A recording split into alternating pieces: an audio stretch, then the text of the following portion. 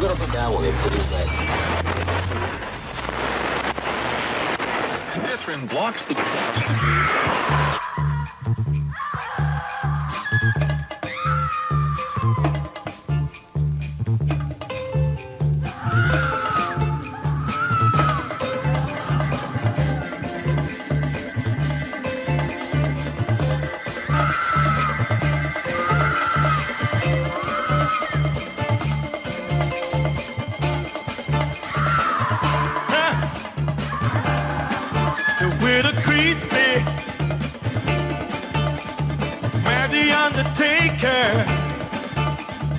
With that honeymoon in the funeral parlor, they drank some graveyard wine. They had some ripple wine juice at 8:45. All hell broke loose. Dig! There's folk everywhere, dancing around and around, dancing to that crazy beat up and here it goes now. Lord, self-pit.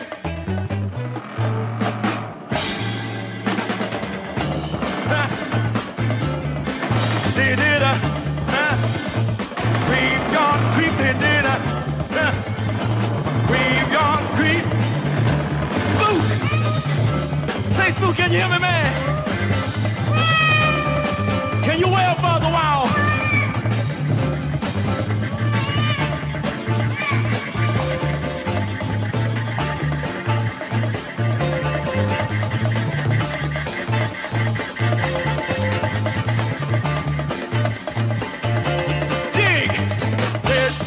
Everywhere, dancing around and around, dancing with dudes and the crazy and the beat of the nearest sound. Good God, go lady,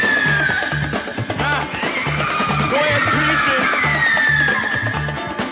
It was a weird sight, Lord, to see with a Christy.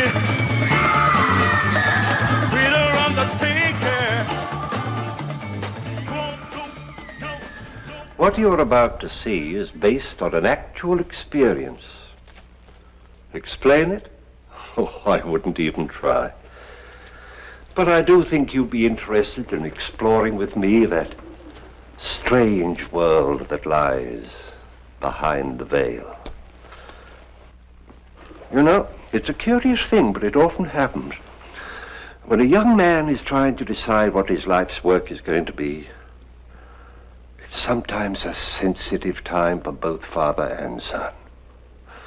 Our story takes place in Europe, where Peter Wade has established a thriving air service.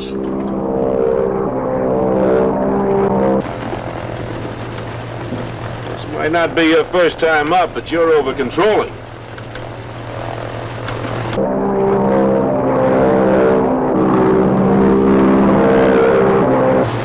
I'm gonna check the cargo. I'll check it. No, you keep a heading of 145. Don't drift around to the north. Those ridges come up at you awful fast. Oh, now don't you start, too.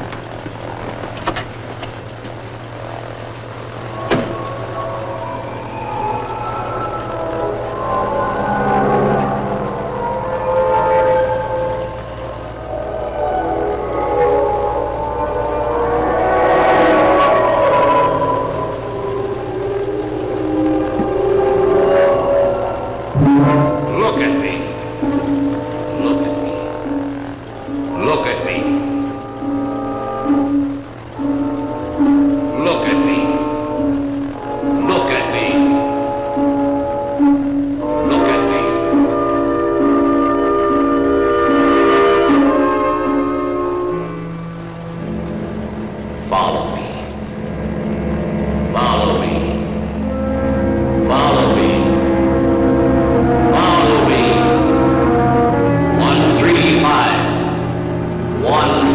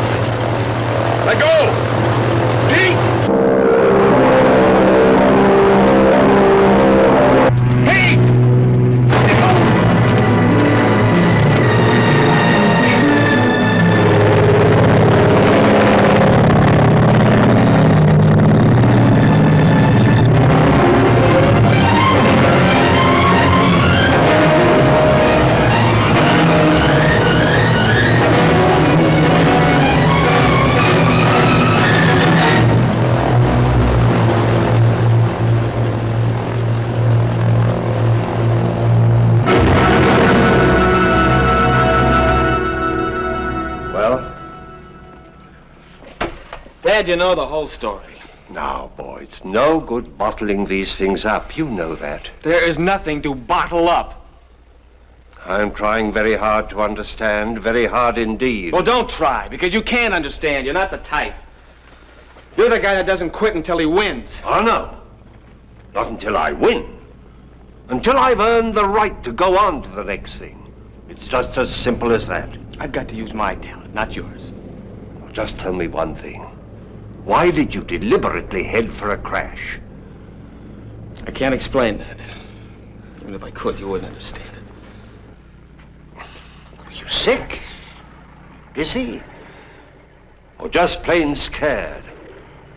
Dad, some people are good at one thing and bad at another. I'm a washout as a flyer. And I probably can't run this company. But I can design planes. How do you know? Because I've got the talent, and you know it. And furthermore, I've got the desire. 2 more years of graduate school, I'll have my degree. Now, this is something that I can do.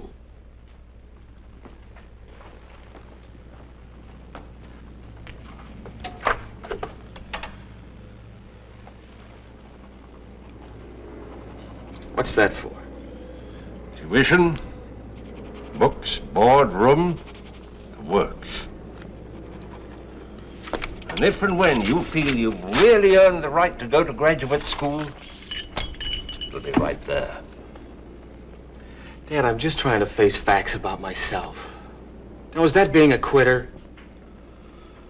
Only you can answer that. But let me tell you one thing. Doubt in any area is malignant. It grows.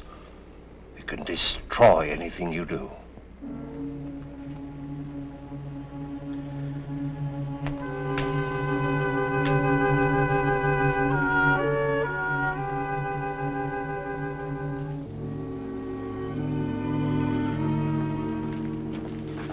I'll take the first plane to New York.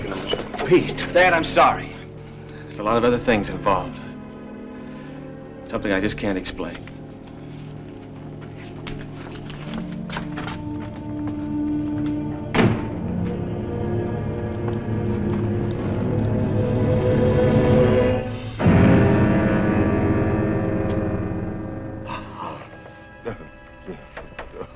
What? No, no, no. I can't do that. No, I can't. Wally. They're hit, I tell you. They're hit. They're out. Jump, everybody's up. No, you've got to go. Just here. Grenoble. Jump. No.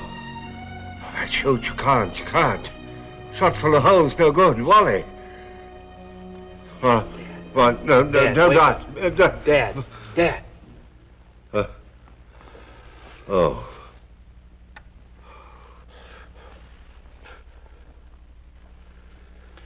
You all right? Yes. Yes, I'm all right. Just a dream, that's all. What was it this time? Oh, nothing. Why are you still up? Dad, who's Wally? Who? Yeah, you were calling out his name. I was? Yeah, who was he? I don't know. Dad, Wally died in that crash, didn't he? Yes, of course he died. But we have to talk about it now. It's the middle of the night. No, of course not.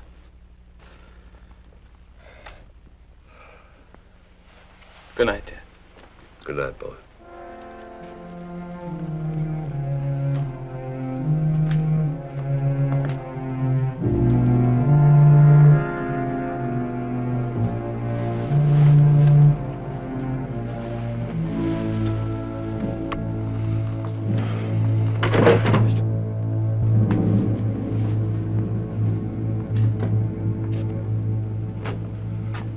That wasn't a very good example, was it? Only this afternoon I told you not to bottle things up. Well,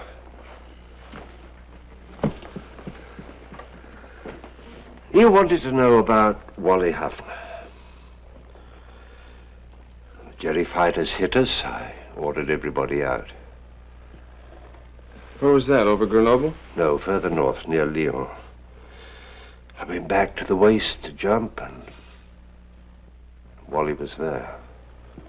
With a useless chute. So I gave him mine. And he took it? Well, I told him that I could ride the plane down safely, which of course I did. This was after Wally jumped. Yeah, after Wally jumped. I watched him fall. The chute didn't open. No wonder you have nightmares. It's not as bad as all that. Dan, what kind of a guy was he? What did he look like? Plain, ordinary looking. There was something about him that... Why all this interest in Wally Huffner? Oh, it's nothing. It's you. These nightmares. Maybe you need a rest or something. Oh, no, I'll be all right. Still going to New York in the morning?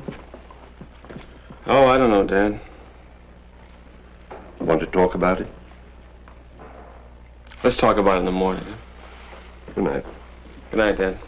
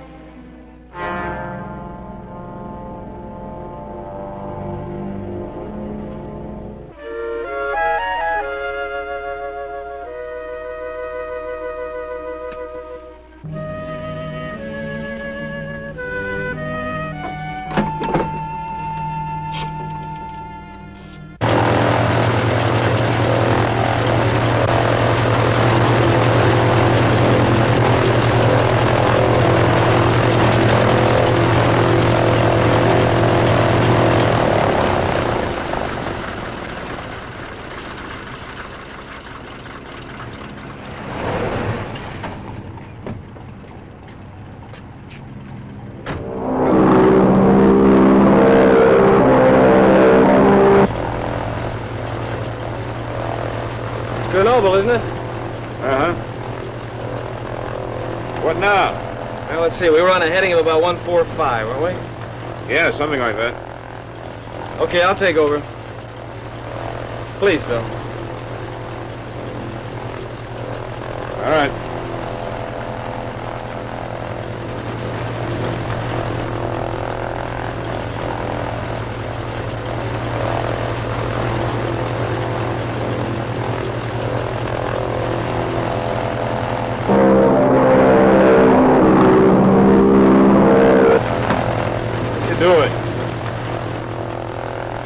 Reflection this morning.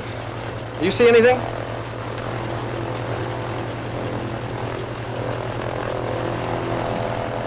Nothing.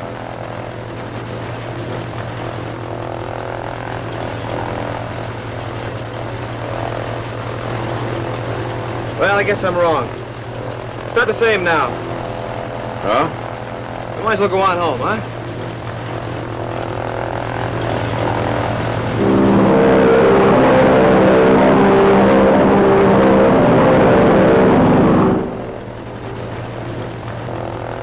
Okay, I'll take it. Why don't you get some coffee, Bill? It's in the back. Go on, I'll be all right.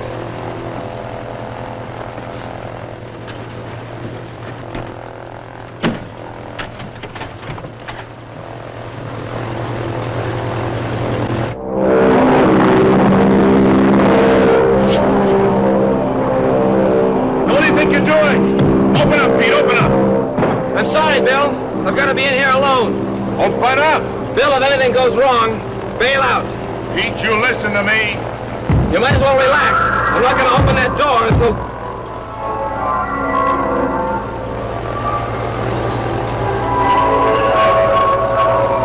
Pete? You all right? Answer me! Look at me. Look at me. Look at me. Follow me. 135. 135. 135. 135. 135.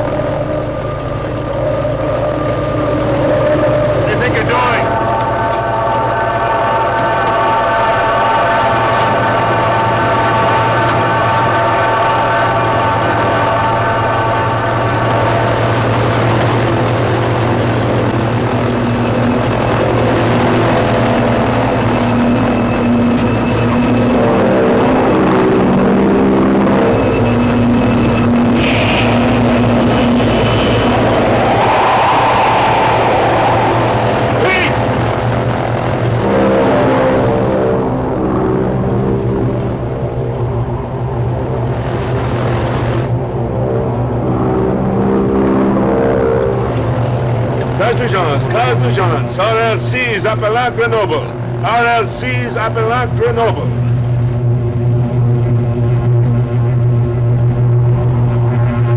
Cars d'urgence, j'ai besoin de l'hélicoptère. Cars d'urgence.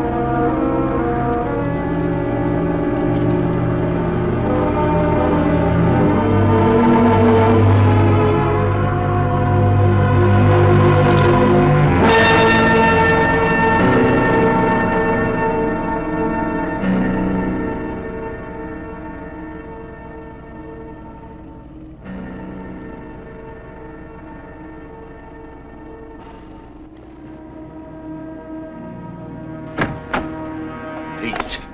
I've been worried to death ever since Bill came back and told me what you did. I know, I'm sorry. Yesterday was bad enough. But this last thing, bailing out of the mountains like that. Do you want to know why? The reason I headed for that mountain? The reason I bailed out? I saw something in the plane. A reflection in the windshield. The reflection of a man's face. What do you mean? This face.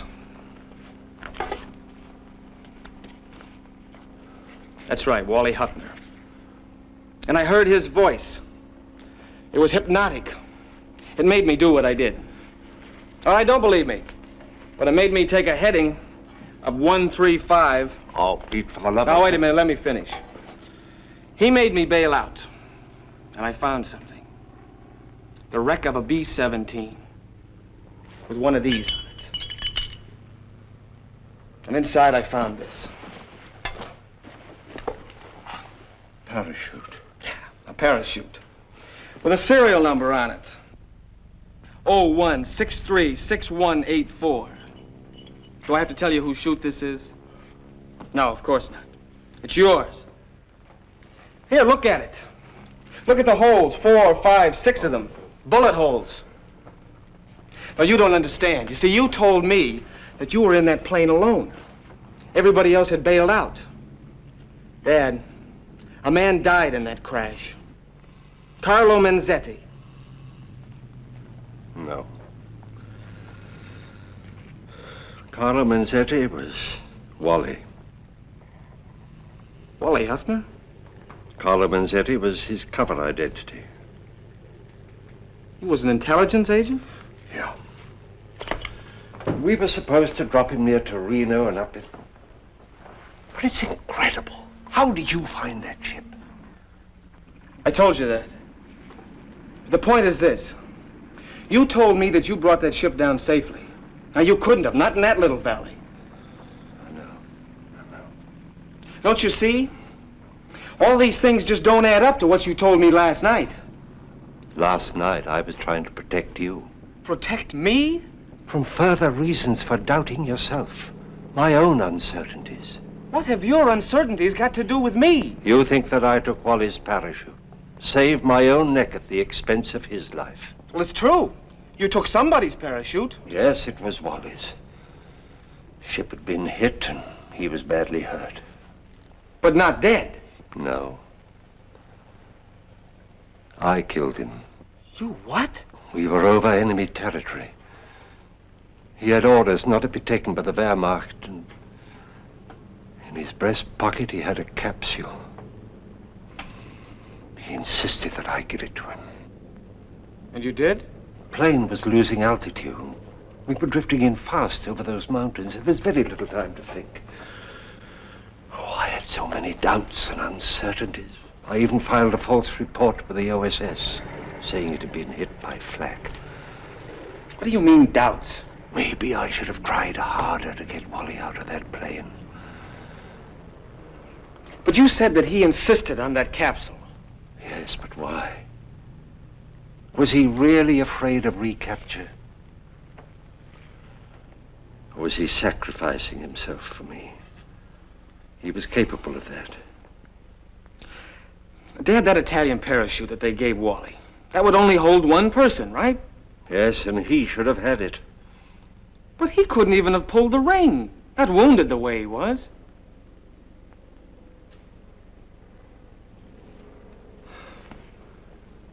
Dad, I think Wally may have helped us both. I'll leave this check here.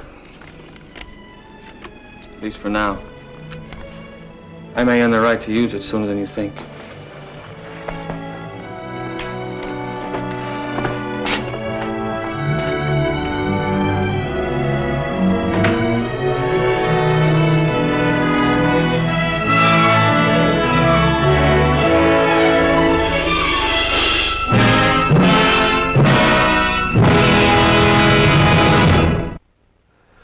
So far as Pete Wade Jr. is concerned, there's no question about the apparition of Wally Huffner. He saw it. It happened. How it happened? No man can tell.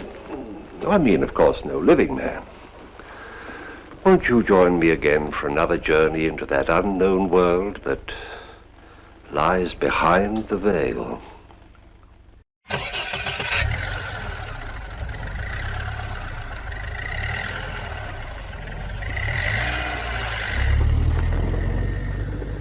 You gotta put down what they put inside. Stand side.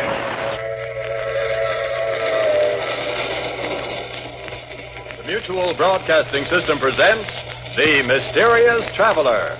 Written, produced, and directed by Robert A. Arthur and David Cogan, and starring one of radio's foremost actors, James Stevens, in The Haunted Trailer.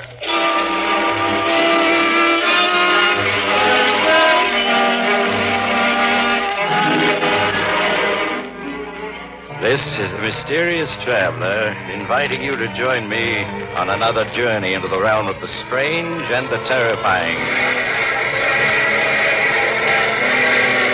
I hope you will enjoy the trip, that it will thrill you a little and chill you a little.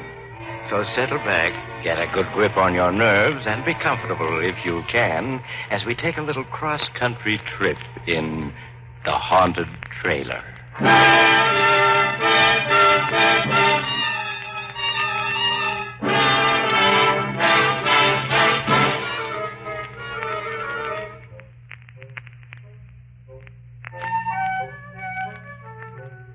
Before we begin, I have a question for you. Do you believe in ghosts? No? That's good. Then my story won't bother you in the least. So let me introduce Melvin McGraw, as nice a young man as you'll ever meet, in this world or the next. Melvin is very unhappy. He has a story he wants to get off his chest. All right, Melvin, tell us all about it. Maybe it'll buck up your spirits.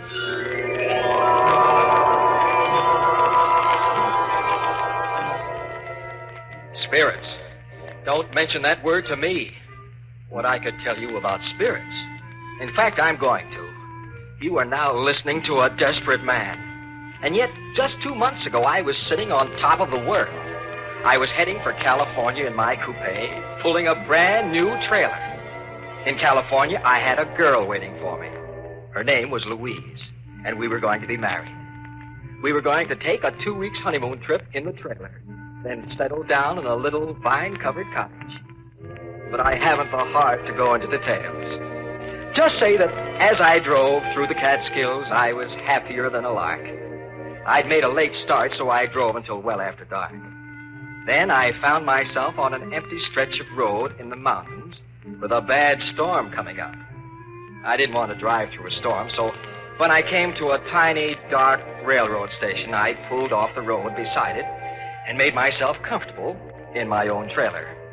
In no time at all, I was asleep. But about midnight, a terrific clap of thunder woke me up. I sat up, bumped my head, and blinked. The storm was raging outside, and the trailer door had blown open. It was banging back and forth. I got up to close it, but before I reached it, it shut itself firmly. I was about to get back into my bunk when somewhere in the darkness a voice spoke. Ah, now this is something like. It was an odd, unearthly sort of voice, and at first I thought I'd just imagined it. Then it spoke again. A house on wheels, furniture and everything. Some fun, eh, chum? They never had nothing like this when I was alive. Then I realized what must have happened. I'd left the radio on, and I was hearing some late program. I reached over to click it off, but it was already off. Puzzled, I found the light switch and turned it. The trailer was empty, except for me. I was staring around in perplexity when I heard it again, that strange voice. Over here, chum, in the easy chair. That's right. Now, can you see me? Can I see him? I rubbed my eyes, then rubbed them again.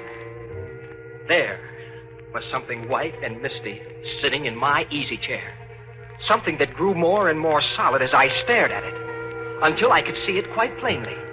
Like looking at a disreputable old man carved out of a chunk of London fog. It was... the only thing it could be was... That's right, chum. I'm a ghost. My name is Spike Higgins. Pleased to meet you. What do you mean you're a ghost? There's no such thing as a ghost. Oh, no? Then listen to this. Oh! Did you ever hear a more ghostly groan than that? Or maybe you'd like to hear a banshee scream. You like it, chum? Every ghost can do it. Here, now I'll give you another demonstration. We call this one number 3B, the fatal warning. Are you ready? It'll curl your head. Are you prepared to meet your fate? Beware. Beware. Stop. Stop. Well, I ain't even begun yet. I got a whole bag of ghostly tricks to try out. Why, it's years since I had a chance to use a single one of them. Hey, what about some invisible footsteps, eh? Yeah, you see, I can do that without even stirring from this chair. And then there's the hollow knock on the front door. I'll demonstrate that, too. There. And now the door creaks open. Now, listen.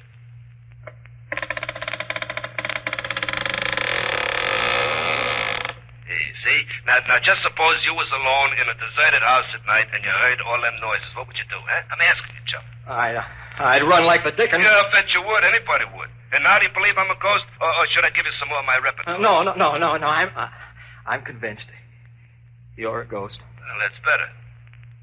Now that we're acquainted, you can call me Spike. That's my name, Spike Higgins. Born March 28, 1888. Died April 15, 1930. Well done, now good and faithful servant. Oh, I certainly wish I could wake up. This dream I'm having is ghastly. Not ghastly, ghostly. And you're not asleep. Hey, but speaking of sleeping, it's after midnight, and this is the first time I've been near a bed in more than 20 years. What do you say we turn in, huh? You mean... you're suggesting you're going to sleep in my trailer? Well, why not? That's what a trailer's for. A home away from home. No. I won't stand for it. Now, get out. Why did you ever come in here in the first place? Well, why did you stop at my territory? Answer me that, chum. Don't call me chum. My name is Melvin. If my name was Melvin, I'd rather be called chum. Okay, Melvin, you invited me in. I did no such thing. I deny it. Well, you stopped beside my railroad station, didn't you? Well, what do you mean, your railroad station? That old station outside, I haunted. A haunted railroad station? I never heard of such a thing. Well, there's plenty you never heard of. Well, back in 1930, I was a bum, see. I rode the boxcars. Well, one night I was trying to get away from a railroad bull. Toughest railroad dick in the business, name of Dan Badger. Well, I slipped off the top of a boxcar just as we was passing his station, see? Well, so I got appointed resident ghost for 7 Pine Station. A real lousy break. Hasn't been anybody in the station after dark for 10 years. And then tonight you come along and park. Well, naturally, I invited myself in. Oh, that's some layout you got here. Well, why did you stay if you disliked it so? Had to. I was doomed never to leave. Punishment, you see. You were doomed to stay here forever? Like I said, never to leave. Why? I'll show you, Spike. This is where you and I part company.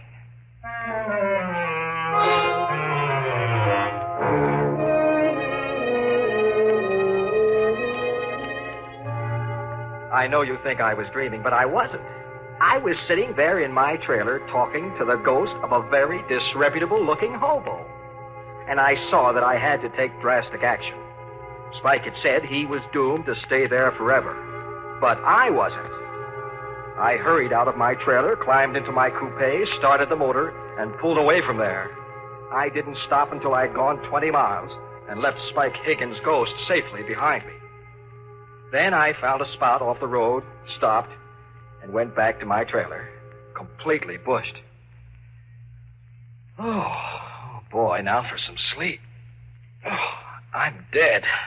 Watch your language, Melvin. I'm dead, not you.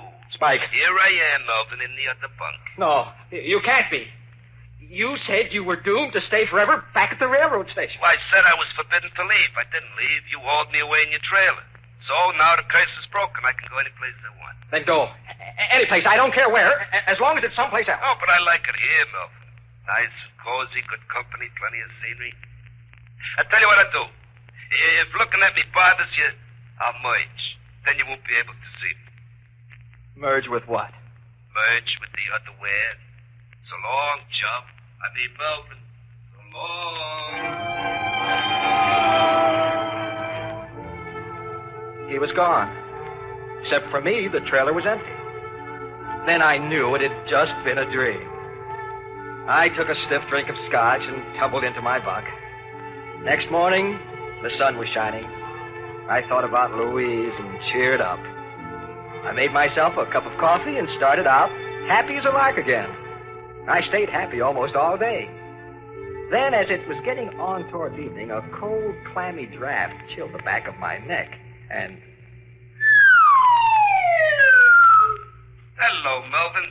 It's me, your old chum, Spike. You're not my old chum, and where are you? I can't see you. Well, give me time, Melvin, give me time. I've been merged with the underwear all night. I can't materialize again too fast or I'll strain my protoplasm. There, how's that? You transparent monstrosity. I thought you were just a dream. Oh, have I got to convince you all over again? Okay, I'll run through my repertory for you. The ghostly groan, the dying scream, the scream of the banshee, the hollow footsteps, the squeaking door. No, anything but that. I couldn't stand it again. Well, okay, then. Oh, but I left one out last night. The mournful howl of a dog. You know, in every ghost story, there's always a dog howling someplace. Well, that ain't a real dog. It's just a standard ghost sound effect. You like this, see? Oh, no. My nerves can't stand anymore. Melvin, chum, you're going to have to toughen up. You're going to be hearing a lot of them ghostly noises, and you just got to get used to them. What do you mean?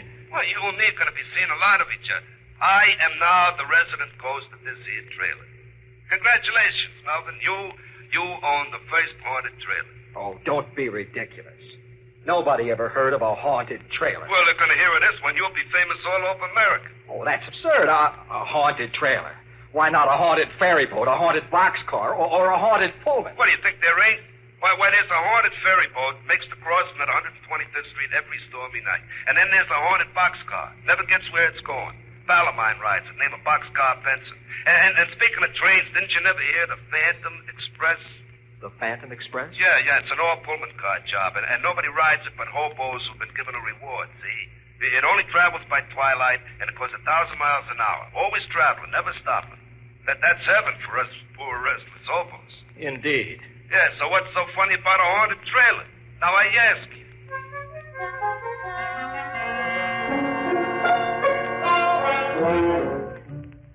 Well, as I got underway again, I was worried. The idea of taking Louise for a honeymoon in a haunted trailer didn't appeal to me. I didn't think it would appeal to Louise either, especially since Spike Higgins seemed to be a ghost completely lacking in all delicate sensibilities. But I didn't have any idea of what to do about it. Not even the ghost of an idea. Presently, Spike oozed himself back into the trailer, and I kept on driving until almost 9 o'clock. Then I turned into a little motel and arranged to park overnight. I had some supper at a diner nearby and then went back to my trailer, hoping against hope that Spike would be gone. But he wasn't. The trailer was full of cigar smoke and the smell of whiskey. There was Spike sprawled out on my bunk, inhaling the smoke of a cigar that burned in the ashtray, and from time to time leaning over to sniff at an open bottle of scotch. And to make it worse, another phantasmal character, long and thin and disreputable looking, occupied the other bunk. They were two thoroughly intoxicated spirits. Oh, many brave hearts lie asleep in the deep. So beware,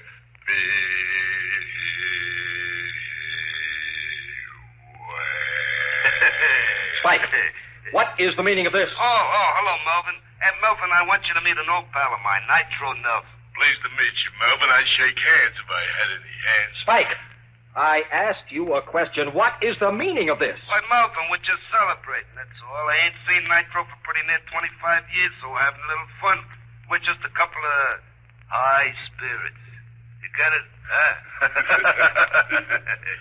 Very funny. Well, get this Nitro ghost out of here at once. This is my trailer, and I don't want him here. Yeah, sure, Melvin. It's your trailer, only I'm the resident ghost, see? I got full rights to extend hospitality to any other ghost, ghoul, phantasm, spirit, spook, boogeyman, werewolf, vampire, or poltergeist I want to. Look it up, the Spirit's Handbook, Section 7, Paragraph B. Besides, Melvin, there's a lot worse things than me that Spike could have invited. You know, some of them werewolves now. Brother. All right. Let's not talk about it. Just thinking of such things makes me nervous. But you'll have to stop singing. Suppose somebody heard you and came to investigate. Oh, well, okay. And anyway, it's time to turn on the radio. Turn on the radio? For what? But to hear it, stupid. Let's see. Yeah, this ought to be the right station. May I ask, merely out of morbid curiosity, what program a ghost would listen to? Well, you don't have to ask. You'll hear it.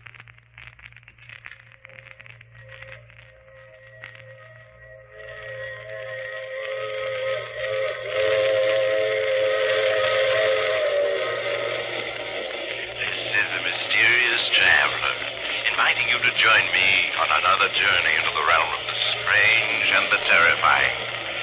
I hope you will enjoy the trip, that it will thrill you a little and chill you a little. So settle back, get a good grip on your nerves, and be comfortable if you can. Mysterious Traveler. Oh, that's a pimperoo of a program. Oh, no. Turn it off. What's the matter? You don't like the Mysterious Traveler? All us ghosts listen to it. Oh, I like it all right, but you don't expect me to listen to it with two ghosts right in the same room with me, do you? Sometimes he even scares us. Okay, we'll turn it off. Look, Spike. Yeah, Melvin. What'll you take to go away and leave me alone, both of you? Oh, Melvin, you don't understand. I've took up my abode in this here trailer. I'm your ghost now. Your family ghost. Where thou ghost, I will ghost. You get it? Then am I to understand you refuse to clear out? And the answer to that, Melvin, is absolutely. In that case, I'm going to rent a cabin for the night. I couldn't possibly sleep in this trailer with you two hunks of animated fog. Suit yourself, Melvin. Anyway, me and Spike got some practice in the dope. Okay, Spike, let's go. First, the mournful dog howl.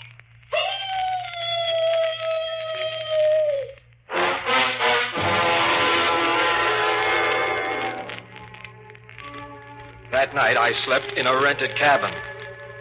The next morning, I drove on westward with my two phantom passengers and tried to pretend they weren't there.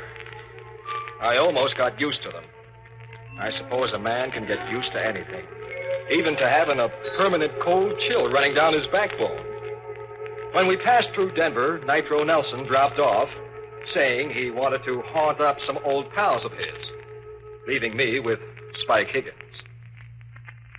Well, Melvin, it's just you and me together now, just the two of us. Until you get married, that is, then there'll be the three of us.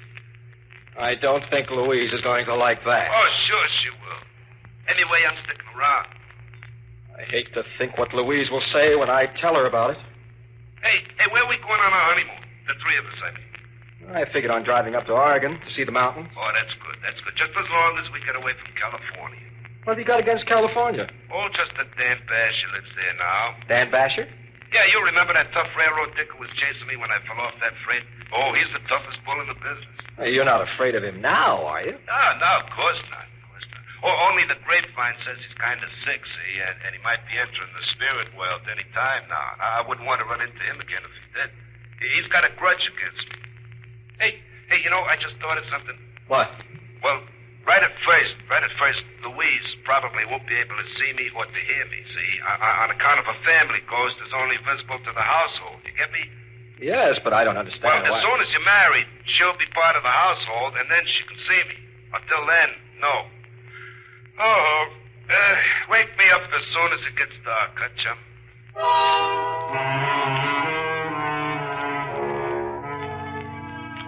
3 days ago, we reached Santa Monica. I rented parking space in an auto cab and immediately phoned Louise. Melvin, darling, I'm so glad you're here. I've been worried not hearing from you. Oh, I'll explain all about that.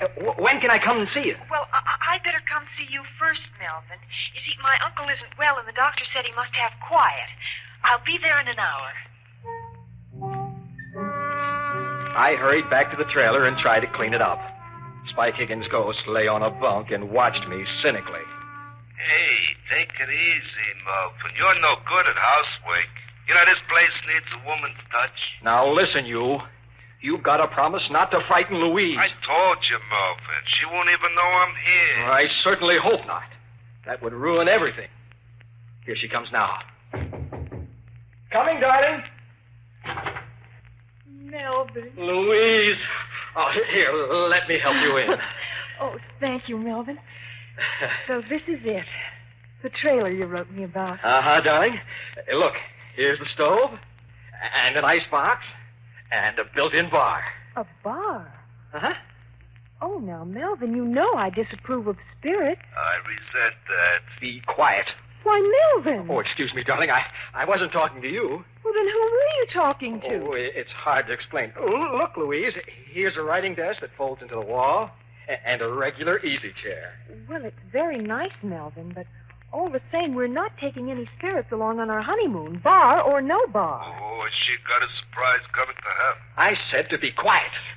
Melvin, how can you talk to me like that? Go on, show her who's boss, Melvin. I told you to shut up.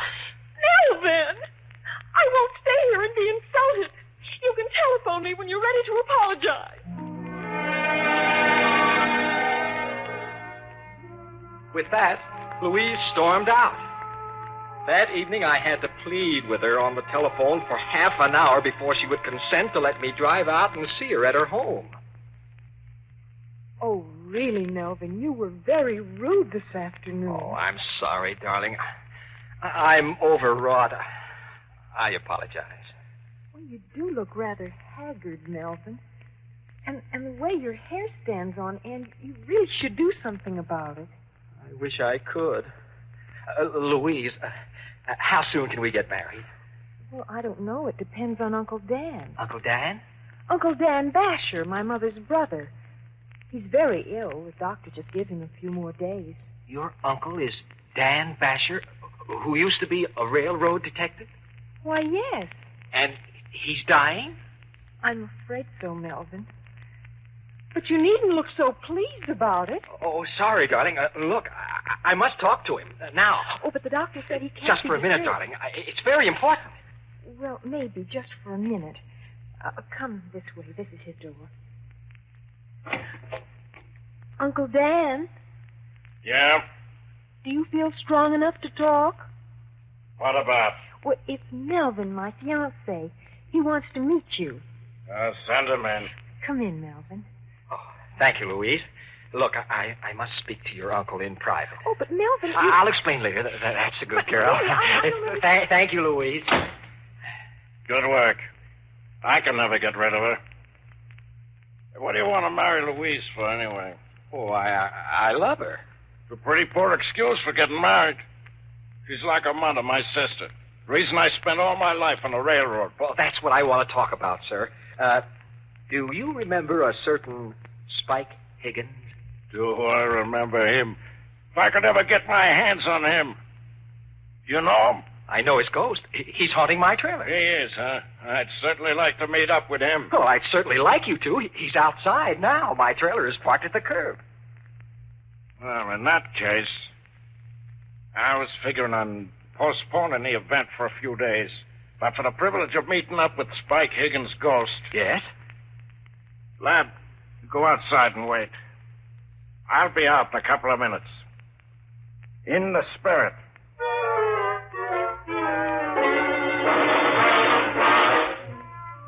I made some excuse to Louise and hurried out to the trailer. Spike Higgins' ghost was lolling on my bunk. Oh, out so soon, Melvin? What's the matter? Oh, nothing, Spike. Nothing? You're up to something. What is it? Nothing, I tell you. Oh, relax, Spike. Relax. I got a funny feeling. Uh-oh, someone's coming. What do you mean, someone? Another spook. He's coming in here. Hello, Spike. Dan Basher. In the spirit, Spike. I've been waiting for this meeting for a long time. Oh, no, Melvin, you double-crossed. After him. Quick, Mr. Basher. Right, you are, lad.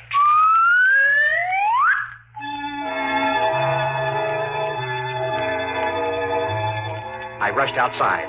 3 blocks away, I saw a long freight train puffing away. Spike Higgins' ghost was racing for it with Dan Basher's spirit gaining on him. For the first time in a week, I felt happy again. Melvin. Louise. Melvin. Uncle Dan.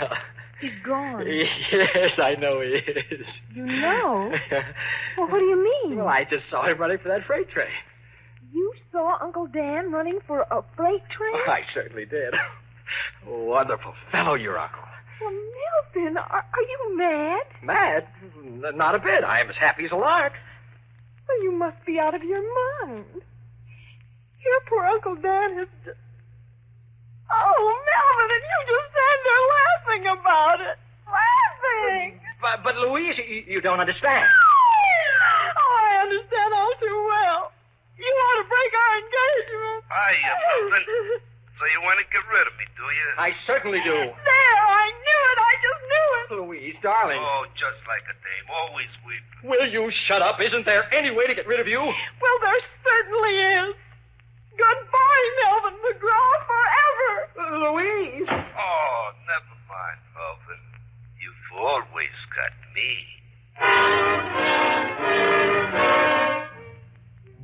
Well, that's my story. I'm a desperate man.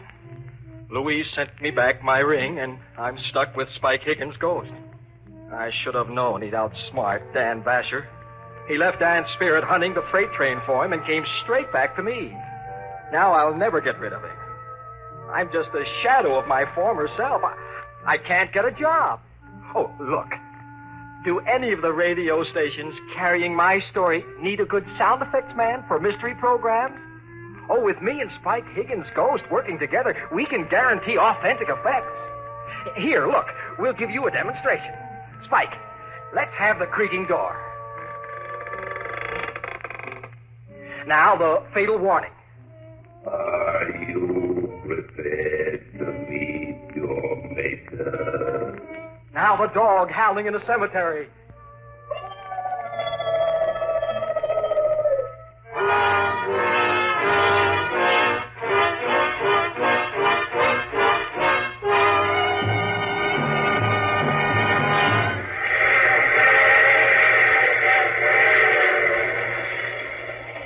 This is the mysterious traveler again.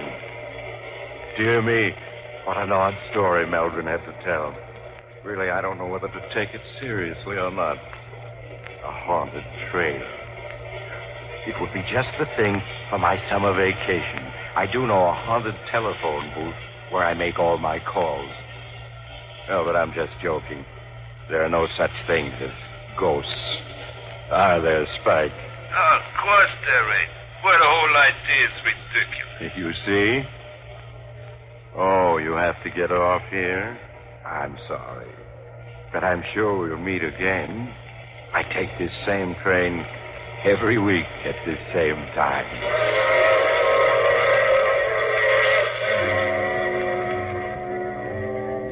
You have just heard The Mysterious Traveler. And now you can also enjoy other tense and dramatic stories of The Mysterious Traveler in the June issue of The Mysterious Traveler magazine. In our cast were James Stevens, Larry Haynes, Bill Zuckert, and Shirley Blank, with Maurice Tarplin starred in the title role. Music is under the direction of Emerson Buckley and was composed by Richard DuPage. This program came from New York.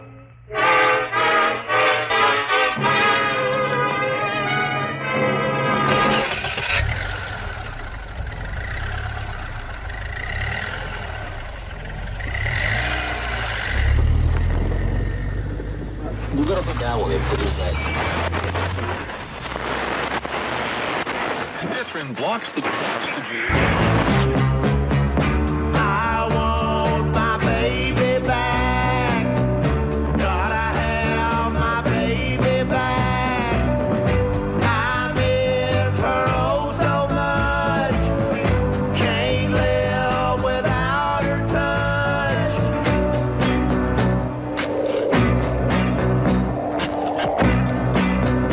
I don't hardly know where to begin.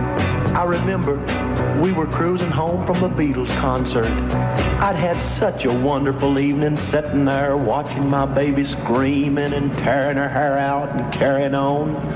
She was so full of life then.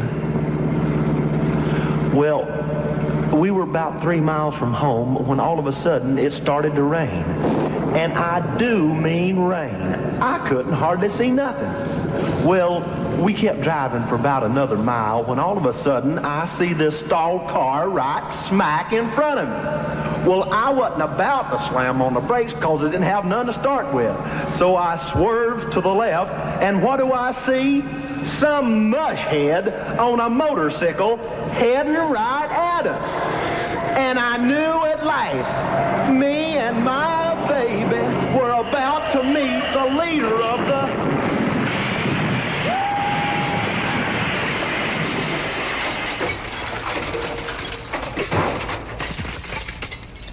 pack. Well, when I come to, I looked around, and there was the leader, and there was the pack, and over there was my baby, and over there was my baby, and way over there was my baby. I want my baby back.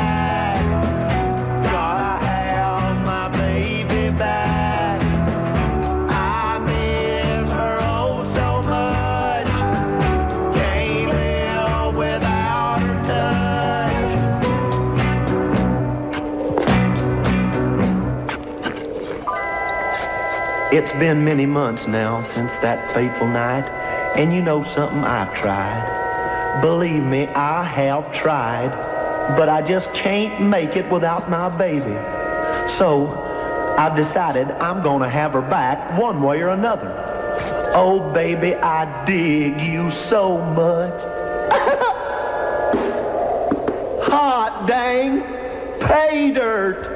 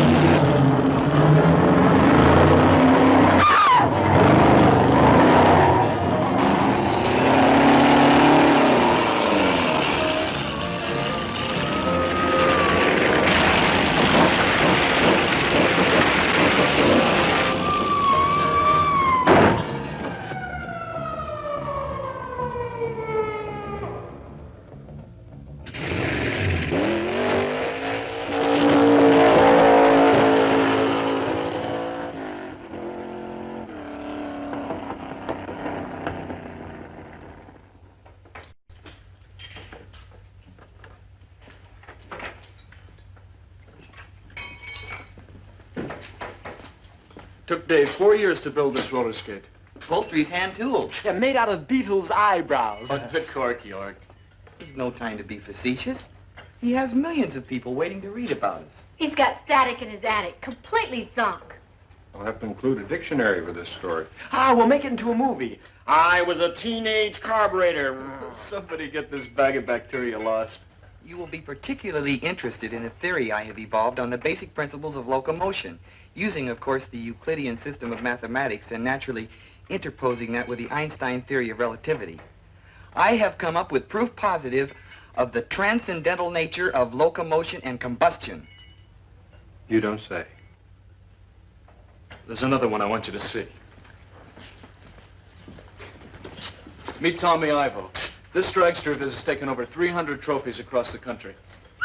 That's quite a heap of metal. He holds 2 world's records. What are they? World's fastest unblown gas engine. Turned 154.37 miles an hour. I also got the record for the world's quickest single-engine gas car with a 9.16 seconds elapsed time. I got top gas eliminator at the big United States Fuel and Gas Championship meet in March 1959. You designed it yourself? Yes. What were some of the difficulties you had to overcome? Well, weight. It had to be light. The lighter it is, the easier it is to get rolling. Some of the things I did to make it light was instead of using the normal 92,000 Shelby tubing, I changed to 04 9,000s and used chrome moly for strength. I narrowed the rear end to 24 inches to cut down on axle and axle housing weight and changed the front end suspension from spring to torsion bar and mounted the rear end solid. Hold it a minute. The traction problem was taken care of by mounting the engine high in the chassis so that under acceleration the weight would transfer from front to rear. I put motorcycle wheels on the front end to cut down on weight and rolling resistance, and I bored the engine bigger and stroked it longer by welding on the crank and returning the throws off center. Well, I guess that's about it. Well, this is all very impressive, kids. But my job is to get both sides of the story. Uh-oh, he's hitting the delinquency bottle. It's positively libelous and slanderous what they say about us. We are earnest, well-meaning, dedicated... Cut it, Dave. The average hot rodder spends 1,000 hours a year on his crate. Now, that doesn't leave much time for the average kid to do much delinquencising. How's my halo look? It feels pretty tight. I'm sure you'll be wanting some pictures. How's this? What do we call it? New type shock absorber? Now, holy mackerel, you just ain't a mouthing syllables. Hey, here's the newest thing in radiator cap. How's it look? Well, they look fine. That girl's burning rubber.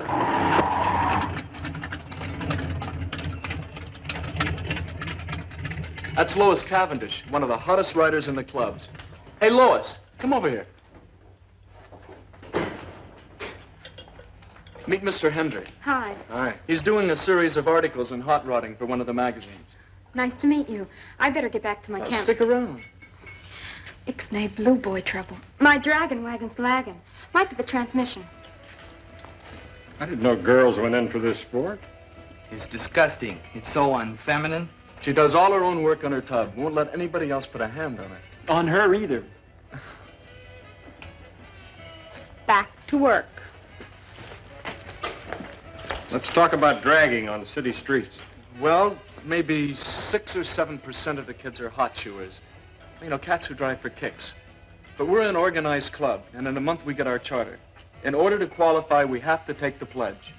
No poker runs? OT out. No chicken runs? Not those who stayed with the club. Some of them wouldn't go along with the group, so they dropped out. Mind if I make this my headquarters while I'm covering the assignment? Oh, no special treatment. I'll be just like one of you. Not you. That would be too much. You're welcome, Mr. Hendry, but you're catching us in the middle of a jam. You know, there may be no Zenith Club in a couple of weeks. We're out of bread. We run out of the root of evil, and the landlord's kicking us out on our ambitious plans. Till then, you can be an honorary member. Come on, let's have the initiation. Oh, we'll buzz around the barrel on you. You got me on that last one. What's buzz around the barrel? Well, it's like, let's grease it. Grease it? Well, eat, man, eat. On me.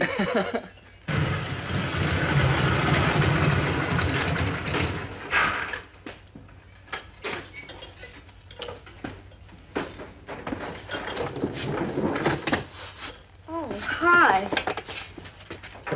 Let's see your license. Who? Me?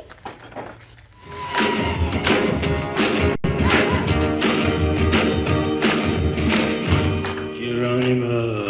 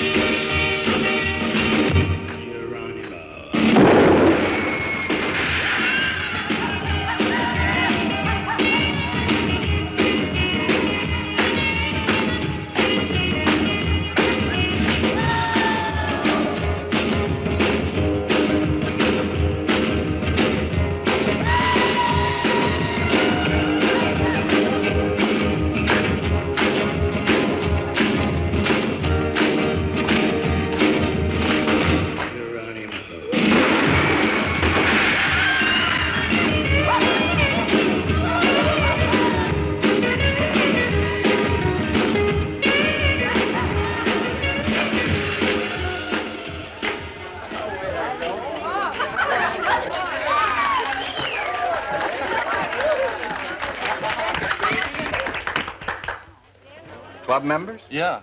They're pretty good. Well, we thought they could raise some scratch for us by throwing a few dances. But we don't even have the loot to rent a spot. We've even got our own built-in trio. Show him. Sure.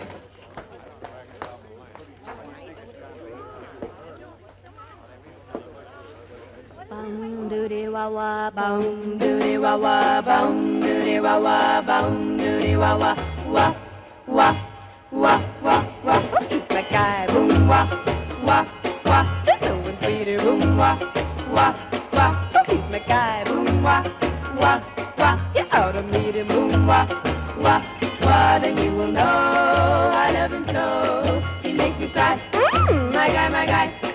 Now there was Jack and there was Jim, and Louie was really swell.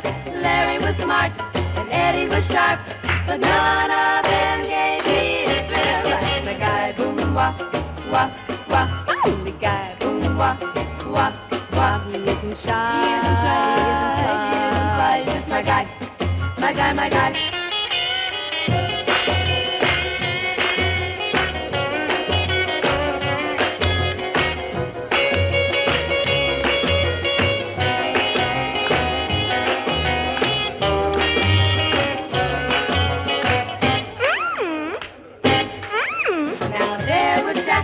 And there was Jim, and Louie was really swell.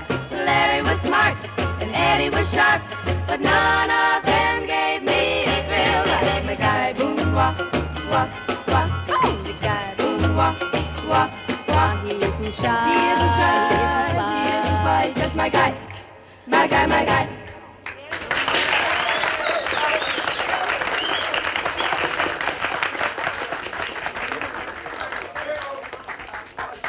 Well, it's PMing. I better peel out. Anything else, Mr. Hemingway? I can dig the male of the species, but the female hot rodder baffles me. How do your folks feel about your passion for mechanics, working on cars? Oh, they're hoping it's like the measles. One day I'll wake up and it will have disappeared. They hope. See you. Bye.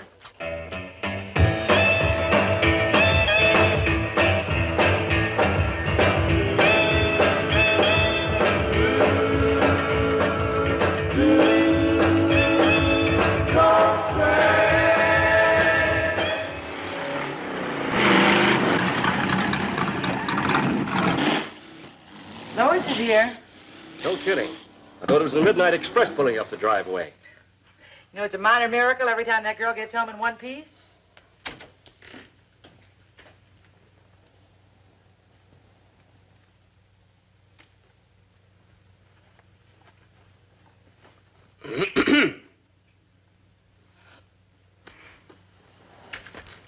Hi, Pops.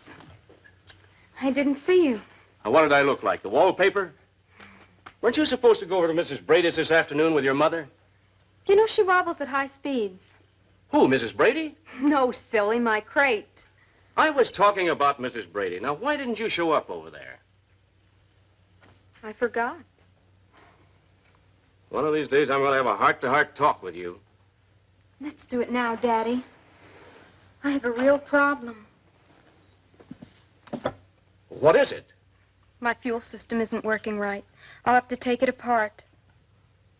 I ought to take you apart. It's time you were thinking about other things. Like what? Men? You'd rather I tinkered with them than with a motor. Or should I spend my days discussing the latest dirt with the cats? Like who's going to have a baby and why? You're approaching womanhood. I have news for you. I've arrived. Well, tell me, has your mother ever talked to you about, well, you know, about... And you'd be amazed at how much I taught her. Well, we've got to go clean up now.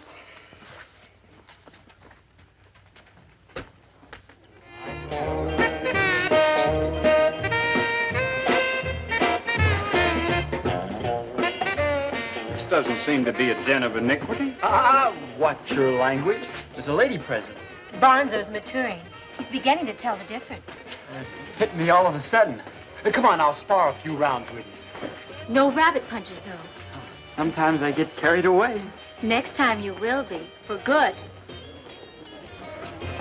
You've already been served the eviction papers? Yep. 3 weeks from today, we'll be back where we started, on street corners. Hi. She your chick? Well, I'd like to think so, but her heart belongs to popular mechanics. She prefers hot rods instead of hot romances. That's because I can handle cars easier. Time for us squares to cut out. Rumble coming up. Tony, Nita, and her creep friends are coming. All right, Tom. Don't boil. This would happen when you're here.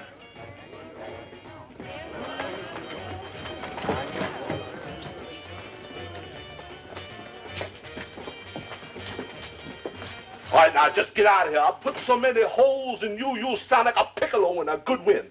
Put that thing down, Dad, before you clobber your clavicle. That's all right. I don't need one at my age. And hurry up, or we'll tell the cops he left Texas without a passport. Put it away, Frenchie. Next time, I'll put bullets in it. What's the beef, Tony? No beef. Nothing to do, so we just dropped by for a social-type visit. Nice night for a ride. Go ride, then. Oh, I thought you'd join me. No runs in that set. Oh, yeah. New club constitution. No rumbles, no dragging. Lois didn't mind tangling with me this afternoon, though. She bugged me into it. That's not what the hound man thinks. Coming? Meet you at dawn tomorrow. Long fingernails at 10 paces. Say, that's a good one, long fingernails. This gal's got what it takes. If she'd only give it. Take your flippers off me, Seal. Take the stairway, creep. Vanish. Man, you're cutting me down. I think maybe we'll stay. Come on, Passion Pete.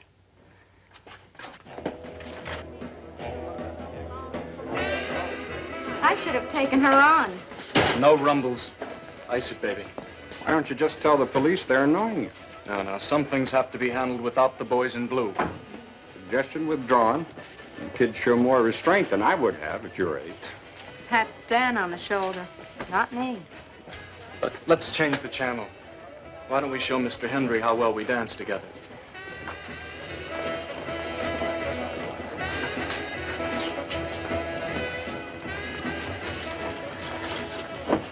You know, they're funny kids. Catch them off guard and they forget their hip talk. It's just a symptom of their restlessness. Whatever it is, you can't pay your bills with it. I feel a ridiculous urge to help them. They're really not asking for very much. Yeah. They could use all the help you could give them. I know what I'll call my series, too. This Restless Breed. How's that?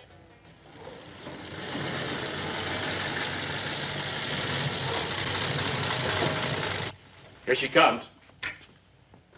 Get away from that window.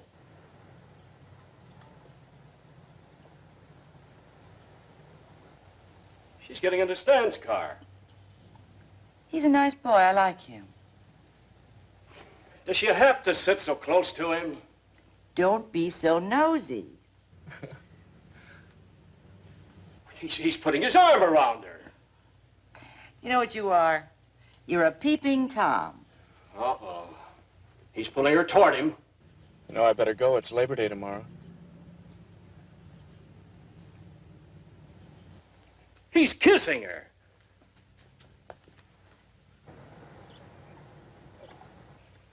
Why, I ought to kick that guy in the pants. Oh, stop that. That was a sweet, gentle kiss. I don't like him slobbering over my girl. She's only a baby. I was her age when you first started dating me. And you gave me some pretty bad moments, remember? Yeah. That was different.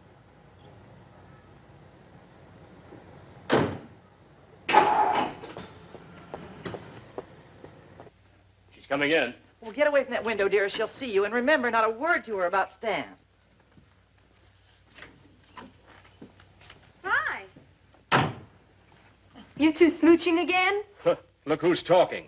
Wesley? I think I'll hit the pad. I'm bushed. No, you don't. I want to talk to you. Again about the birds and the bees? I thought we made that bit. You look tired, dear. It's my cue to take a walk. Okay. What's the score, Pops? Take a look at this. Implicated in this motorized duel was Lois Cavendish. Among the charges facing her are speeding, reckless driving, and leaving the scene of an accident. I didn't know there'd been an accident till later. Besides, this is the first rumble I've had with the law. Lucky for you, or they'd have run you in. Oh, won't this be lovely for Anastasia Abernathy? What's she got to do with this? Anastasia is one of my best clients, that's all. She's coming to spend 2 weeks with us here. Won't it be lovely to have the paddy wagon come for you while she's here? I'm sorry, Daddy. I tried to shake her, but I couldn't. That's no excuse, baby. The fact remains you're abusing the privileges I'm making possible. I'll just have to take away those privileges for a while. Please, Dad. I won't do it again. Well, not for 2 weeks you won't anyway. I'm grounding you. No hot rods, no fancy rides, no Zenith Car Club for 14 days. I'm sorry, dear, but he's right. It's bread and water for me, I guess. Well, maybe you'll get to know your parents again. He won't be so bad, Lois. Anastasia will be here in a little while, and you know how much you like her. But the club has a big bash coming up. A bash? That sounds positively indecent. We're having a club party Saturday night. There's no reason she can't entertain at home, is there, Wes? Yes, there is. Wesley? Oh, I guess not. Then I can have the blessed event here? Blessed event? Lois! Oh, don't panic, dear. That's another word for a ball. Oh, for a moment I thought that... And this is a double do, Daddy. After the he-cats go home, the she-cats nap. What? A slumber party. Oh, no, not one of those female all-night cackling sessions.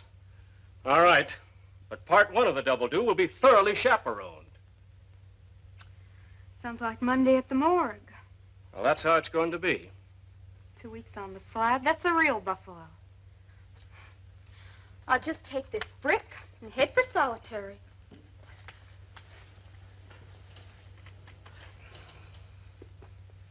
You're a couple of aces.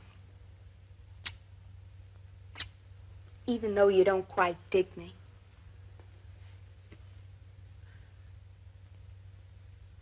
That must be Anastasia. Anastasia. Oh, hi. Nice to see you. Go and get my things from the taxi man. Tip him 13 cents exactly. He went through 2 stoplights. I'm fining him. How is Europe, Anastasia? Oh, they're very ignorant. Everyone speaks a foreign language over there. My, how lovely. You look quite bumpy. Have you hooked yourself a man yet? Oh, I've got one nibbling. Huh? Get him while the bait is fresh. I see you haven't sold my Flint Canyon place, Wesley. Sell it? I can't even give it away. You can put Alfonso over there.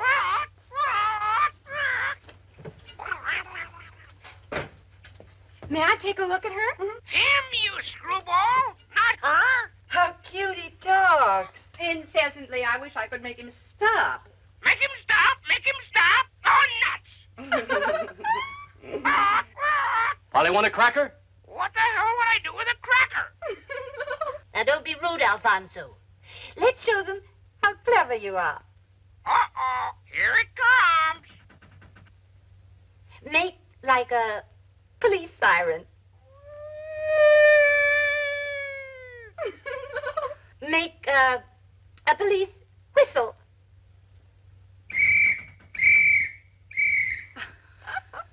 Now, the riot squad. Bang, bang, bang, bang. Oh, she's at the golf rock. How delightful. It stinks. Will you creeps take off? Beat it. Always say please. Drop dead, please. Ah, Naughty boy. Just for that, there'll be no treats. I'm off women anyways.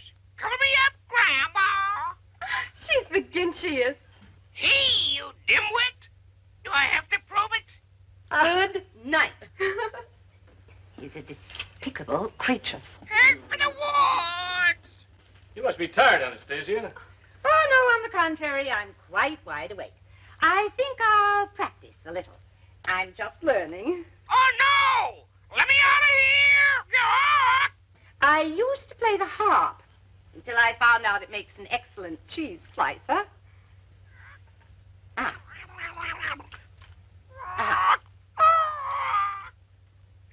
Quiet, everyone, please. Timber! Timber!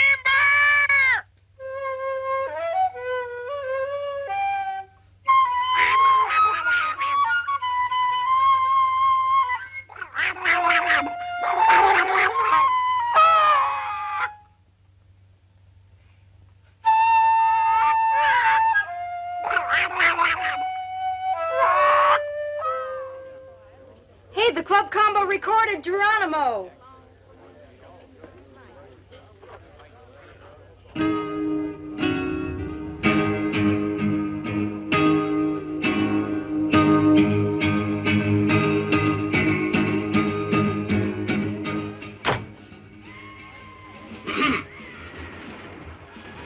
We, thought we'd come out for a breath of fresh air.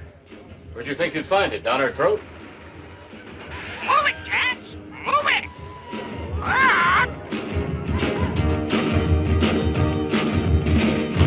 Geronimo.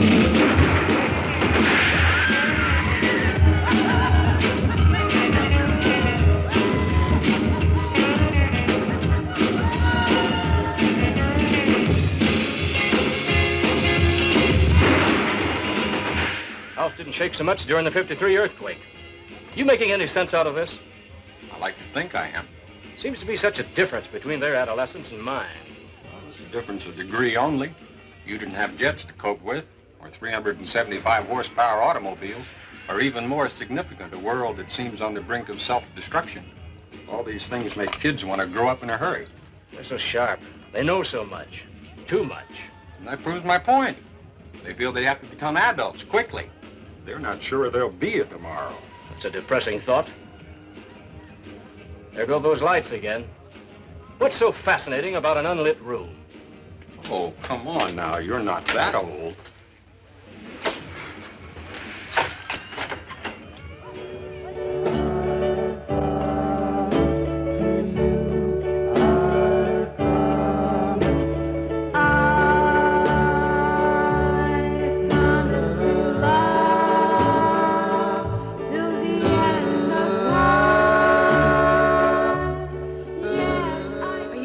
Dave? You're sure? Then you may dance with me. Oh, joy, oh, rapture.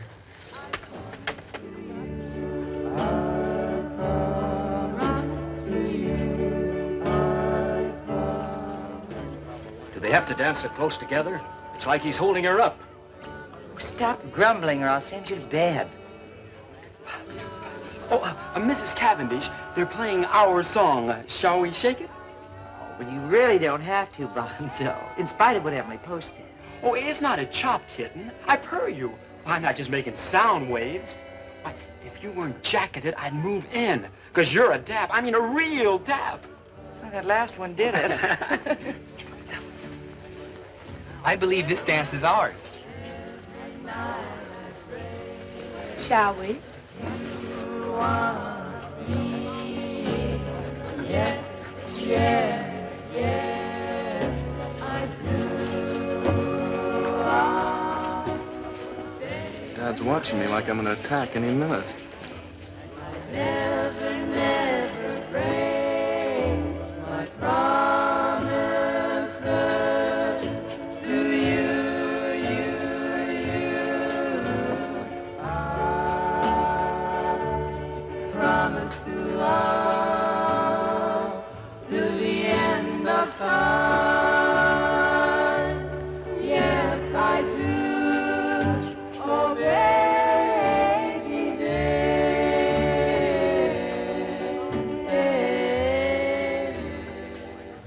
Young lady, you'll just have to excuse me. Certainly, sir. Having fun, Pops? Wonderful. When does it break up? Oh, the cat should be leaving in about an hour or so. Then we chicks take over. The girls take over? We're having a slumber party, remember? Oh, my gosh, I forgot. Well, thank you very much, Mrs. Cavendish. I enjoyed it thoroughly, Bonzo.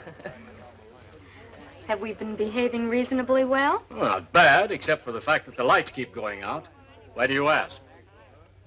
Well, it would be a little less like a jail if the wardens took a powder. She's right, Wes. Time to go. Thanks for letting me visit. Oh, it was our pleasure. Please do it again soon. Good night. I'll walk you to the door. This is a wonderful party, I know, because I have a splitting headache. I'll retire and play the flute. Come on, Wes, let's fold our tents. And leave these dark-loving, fuse-blowing maniacs alone? Good night, everybody. Good night. Say good night, dear, like a good boy. I'm not tired. I say you are.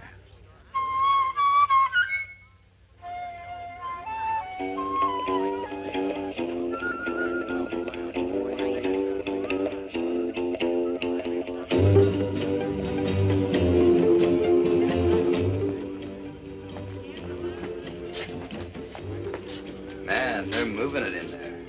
Let's eyeball it. Oh, they'll clobber us. They won't rumble. Rule 12, Section 14 of their club charter. Come on.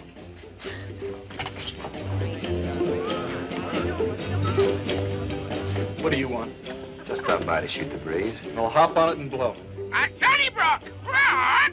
Hiya, Parrot. Want a cracker? Here we go again. No, I don't want a cracker. I hate 'em. Take a walk, Tony. When we're ready. Tell you what. One dance with the hostess and we'll go. We didn't come here to dance. Speak for yourself. I don't want to start anything here. I'll dance with you, Tony. Uh-oh, the blood will flow. Let's go, Casanova. You go. I like it here.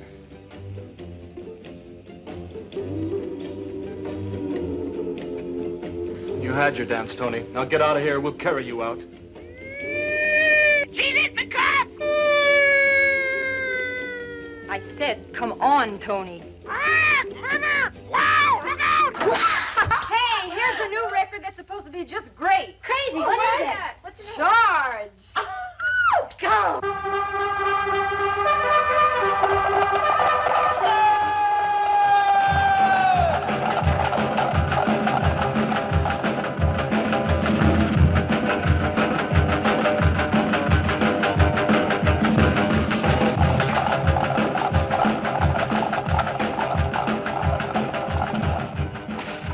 Hey, dig this!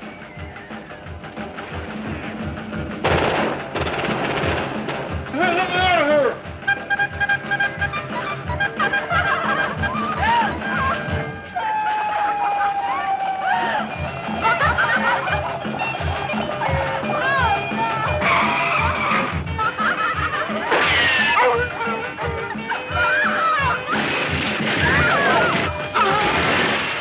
Stand by to surface.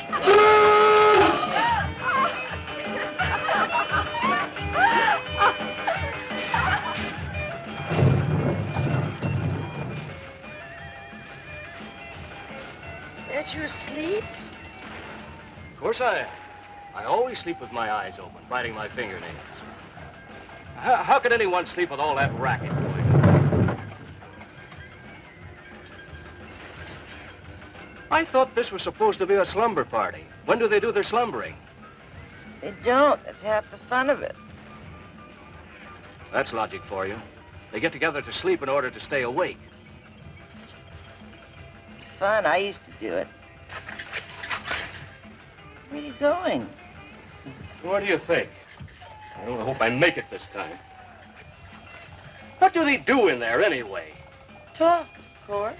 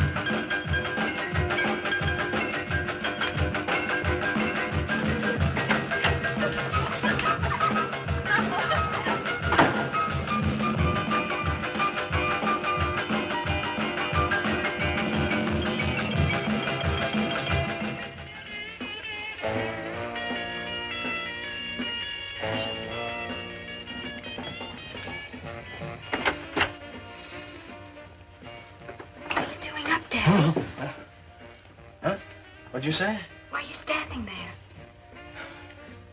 Must have been sleepwalking. We'd better get back to bed. It's almost time to get up.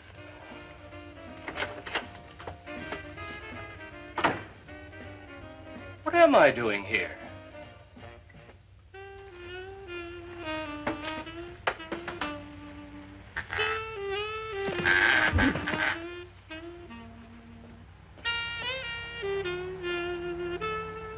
No luck, Mr. Hendry. I can see it in your doleful eyes.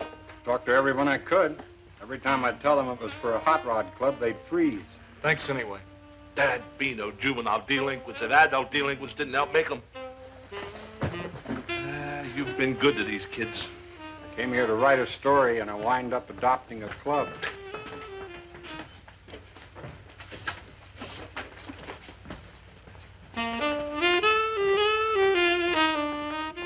Better call Lois. She'll want to attend the funeral. Oh, no. Stan, you know I can't drive. This is for you, Alfonso. Yuck, them threads is for burying. All right, I'll try. I've got to get to the club, Mom. I'm sorry, dear, but you can't drive. But my sentence is up at midnight. Couldn't you stretch it a bit? No, dear. Oh, that silly suspension. Let her go. I'm afraid not. I know what. I'll drive her. But I thought you didn't drive. Oh, I'm sure I'll manage very nicely. If you tell me what to do. We'll take Alfonso along. He needs some diversion. Well, give me a night out, and I'll find my own diversion. Hush, Alfonso.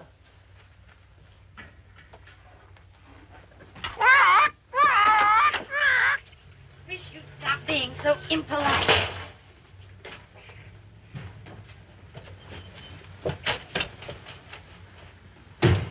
My, what a lot of buttons.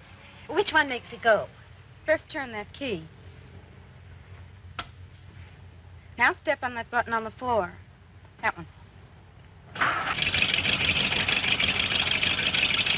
Now pull the little stick down. Well, this should be fun.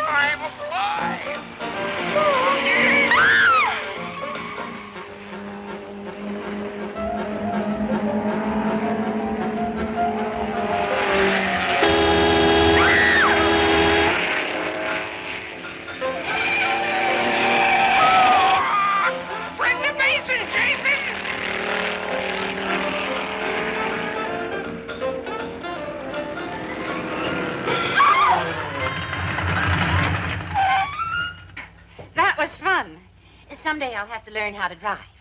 That was a screamer, all right. That was a blast! Somebody bring him up! Shush, Alfonso. You know like. I know like. I like. I know like. It's all right. I like.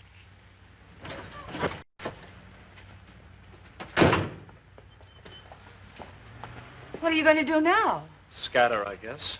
Back into the woodwork. Oh, no, it's quite ridiculous. What is? I tell you, it's haunted. Who haunted what? Old John Abernathy the First. It's an evil place. The last woman who lived there was actually scared to death by a monster. Are you talking about your house at Dragstrip Hollow? Precisely. My Flint Canyon place. I myself have heard the rattling of chains there. Weird moans, terrible noises. Hey, if we despirit the place, can we use it? Oh, I wouldn't take that responsibility. Well, let's take a crack at it. I'll give them a hand. With a 40-foot monster running loose in the place? I'm an old hand at monsters. I used to cover the movie beat. I have a heavy feeling about this. We shouldn't tamper with the unknown, the imponderable.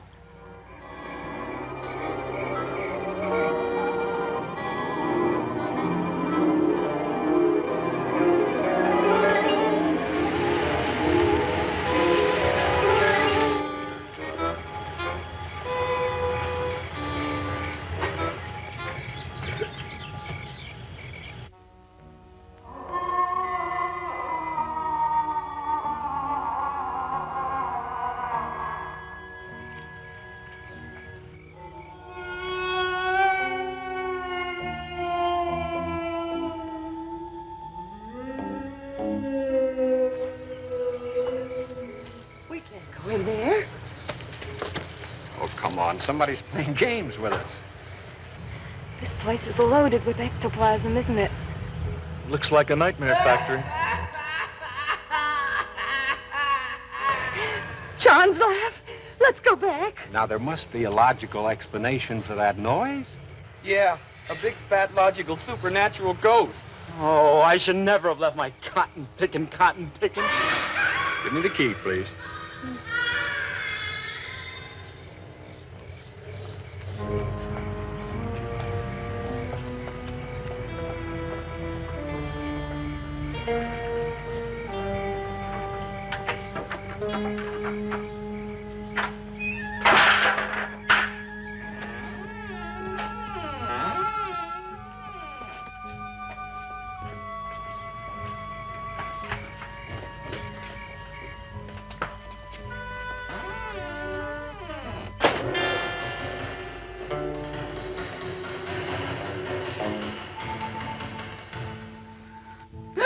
Look!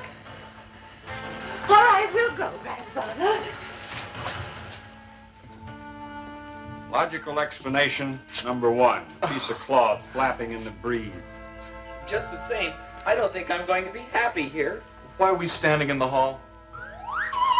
Because it's nearest the door, that's why. I'm going in. Hey, this is the busiest place. I have a feeling I've heard that scream before. That was Grandmother Aphrodite. How'd she die? Trying to spell that name? All in favor of leaving, say aye. Aye. Aye. Who's got the candles? Oh, I do. Well, hand them out. Let's get organized. Okay. Here, Stan. Thanks. Here. Dave.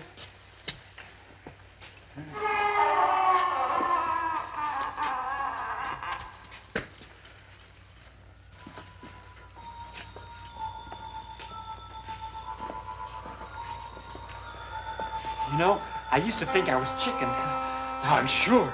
This is just an old house. House is a house, and a table's a table. I'm exhausted. I've got to sit down. Help! Help! It's got me!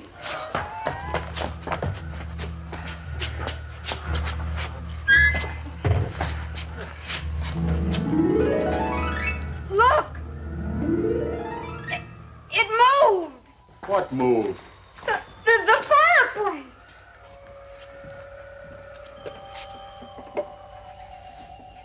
Couldn't budge us with the tractor. You're all in a state of high suggestibility. Relax. I'm scared. Button it up and lay down. Don't say that.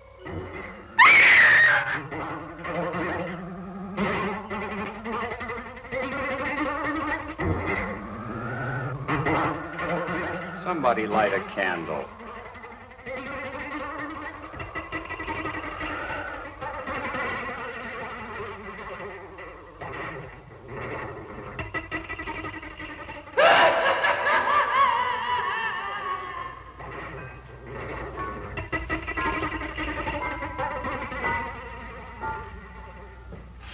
Thanks.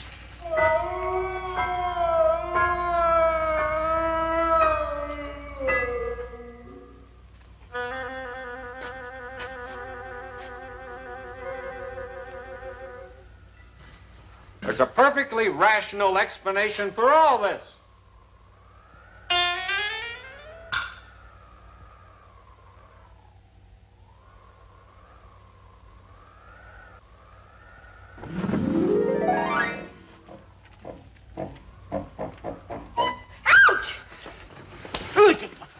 What'd I do? What'd I do? Don't do it again. Dig that crazy teddy bear! Quiet, Alfonso. We'll all be quiet by morning. Very quiet. Oh, and me in the prime of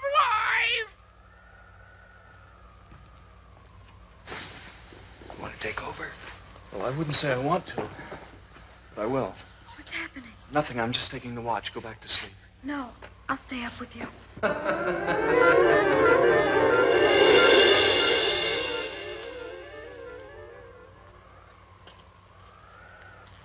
I wonder if he isn't one of them. One of who? The weirdos who are running this place. Oh, freeze that kind of yak, Lois.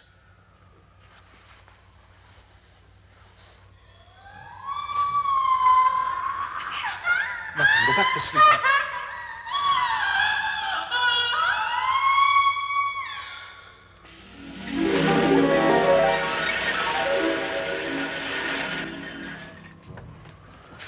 What happened? The fireplace spun me around like a merry-go-round. Oh, you were dreaming. I tried to cry out, but I was so frightened I couldn't. You're all wound up, Lois. Lois, there's no way of moving this fireplace. I'm scared.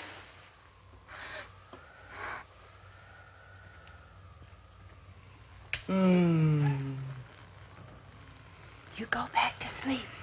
You need your rest. I dreamt I was an 18-cylinder jet motor. It was wonderful. You should have seen my drive shaft. I'll wake you if I need you.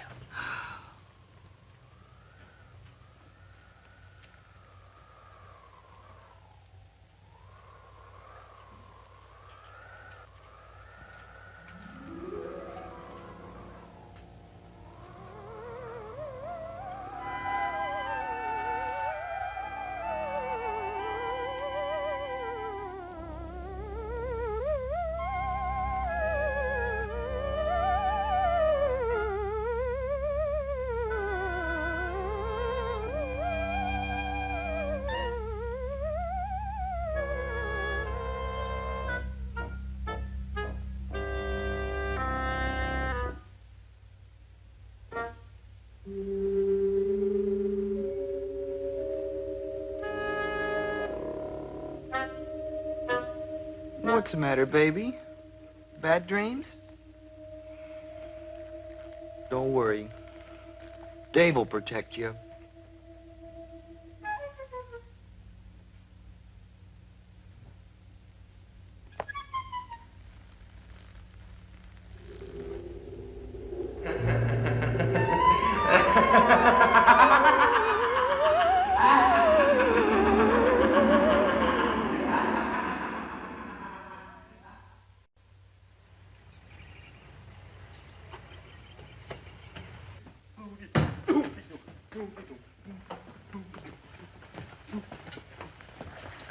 Couldn't find a thing.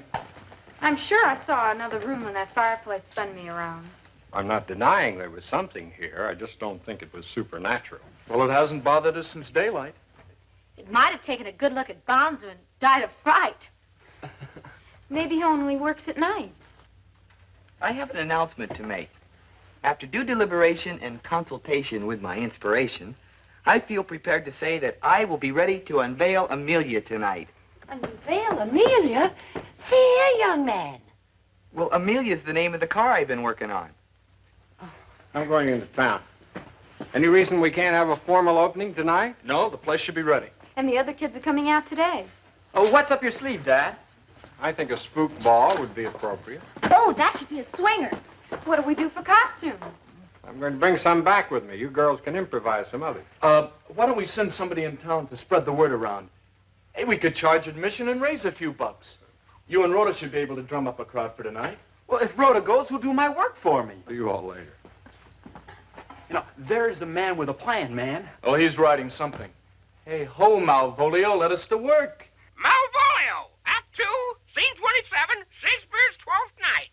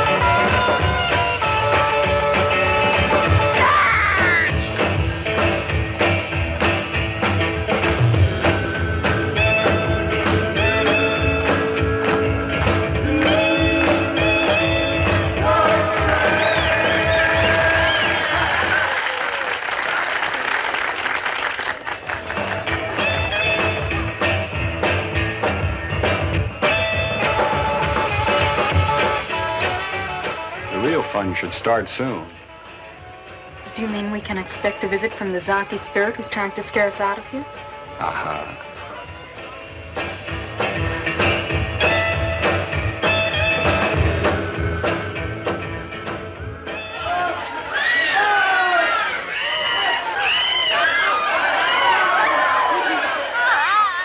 Let me out of this coffin. We're doomed, I tell you. Hush, you sound like a doomed fool. How come I got jailed to you, old Biddy? Old what? Old Buddy. Biddy.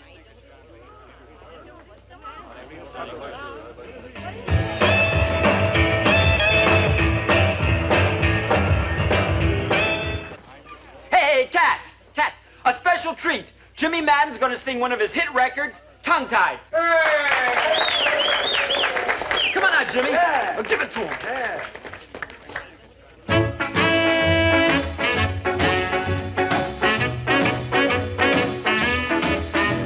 I'd like to tell you, baby, that I love you so. I'd like to whisper sweet talk while the lights are low. But what is in my heart, I guess you never know, because I'm tongue-tied. You got me tongue-tied. A tick-a-tack-a-talk like this. And beep-a-ba-ba, baby, means bows out a little kiss. I'm crazy about you, baby, love you more each day. I'd ask you to get steady if I found a way. But there's so many words I just can't seem to say because I'm tongue-tied. You got me tongue-tied. A tick-a-tack-a-talk like this. And be-ba-ba-ba, baby, means bows out a little kiss. Means bows out a little kiss. Means bows out a little kiss. Means bows out a little kiss.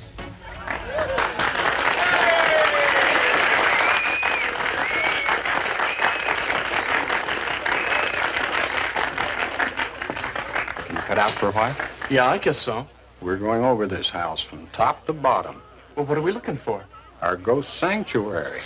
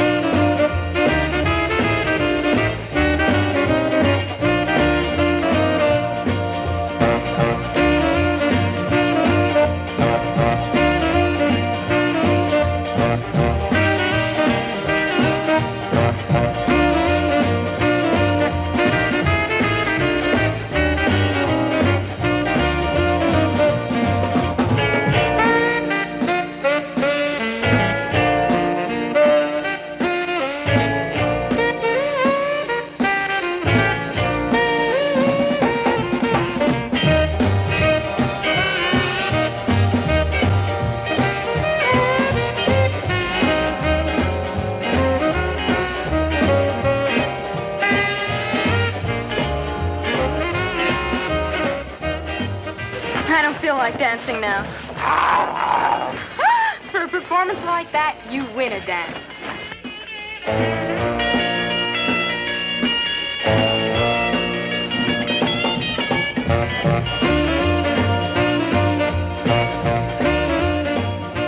Hey, let's not overdo this.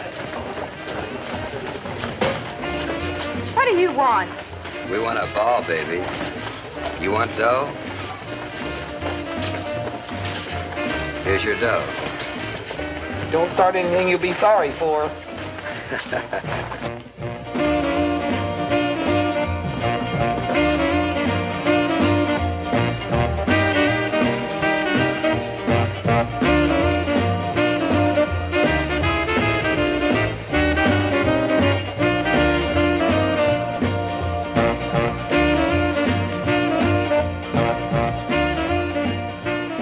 Ram, you overgrown bedbug! Run along now, quickly. Inside.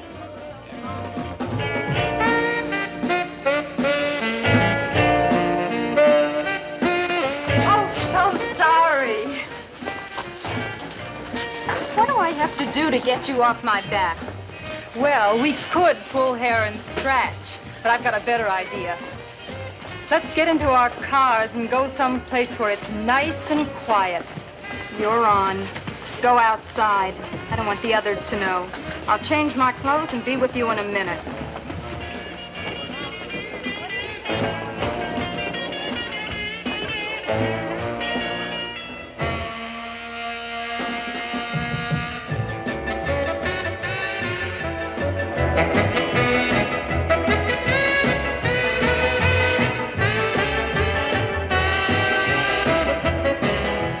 There's got to be a secret room somewhere. Well, we've been over every inch of the house, Tom.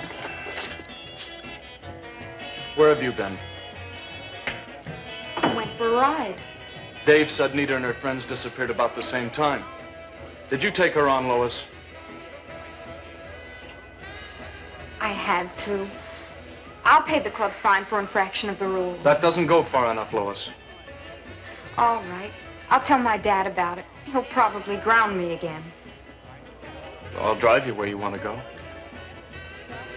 Anyways, I don't think they'll bother us anymore. You know, I haven't had one good dance with you tonight.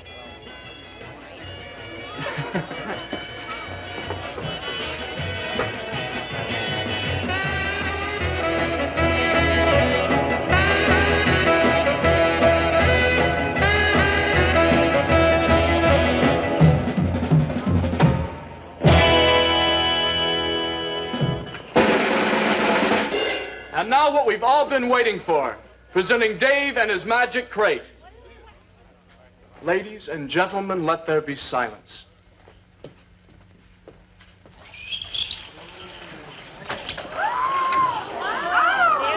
Don't get too close. You'll give her claustrophobia. She catches cold easily. You see before you a mechanical marvel, a machine that has a soul, that thinks for itself. Oh, brother! Amelia, do you hear me? I dig you, Master. Rock, it's a fake! It's a fake! Shut up, bird, or I'll turn a piston on you. Wait till you see what she can really do. To whom shall we give the honor of the first ride? An excellent suggestion. The first rider will be Miss Anastasia Abernathy. This I've got to see. Goodbye, pal. It was nice knowing you. But I don't drive, David. You don't have to. All you do is tell it what to do. Oh, I must share this honor with Alfonso. I'll sit this one out.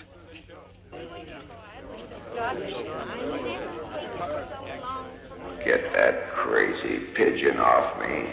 Pipe down, you mechanized idiot. Stop quarreling, you two. All right, just tell it what to do. Start your motor.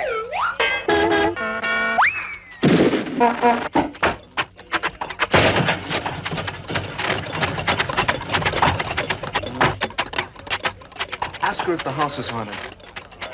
Is it? The house is haunted. Will you show us the ghost hideout? No. I command you! Yes, Master.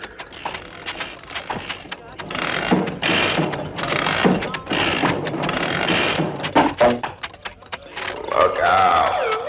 Here I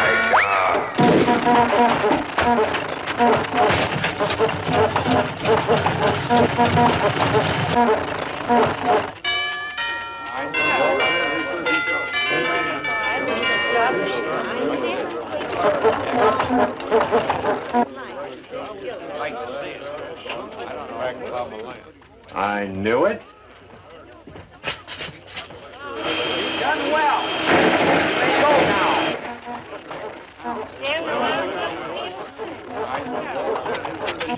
Keep an eye on the exits and don't let anybody out the door. Now for the best costume award. Everybody takes his mask off.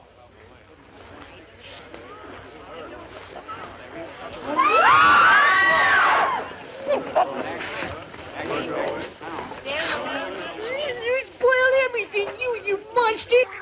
Leave me out of this. I knew I'd seen you before. Of course you've seen me before. I scared you to death the day the world ended. You shivered when you saw me in the she-creature. Phony! I knew it was a phony. The shame of it. The indignity. They didn't use me in Horrors of the Black Museum. After my years of faithful service, they just discarded me. What picture did you work in?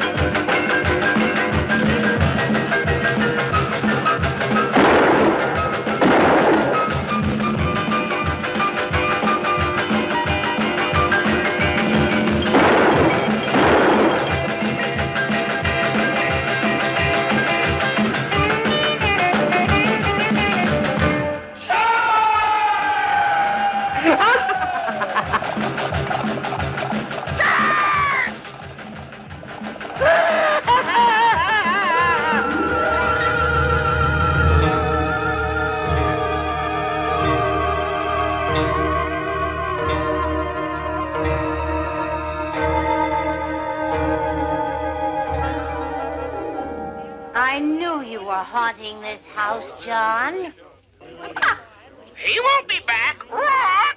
The rock and roll jazz got rid of him. Do something, you squares. Rock! Follow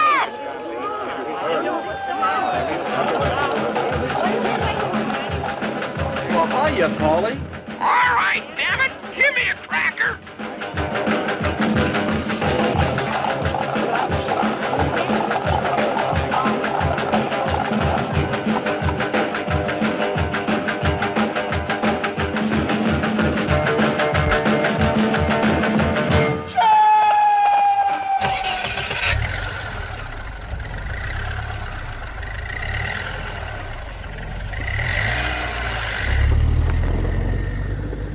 You gotta put down with it, what do you say? Catherine blocks the...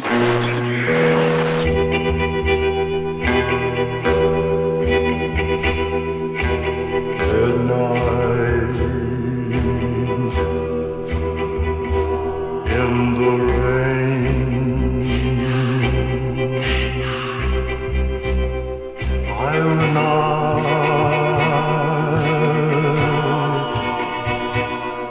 forget.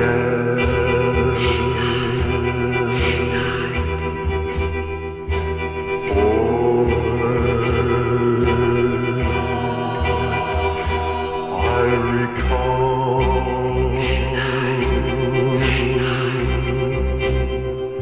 the night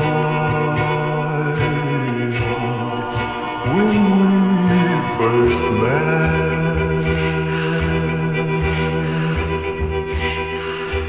I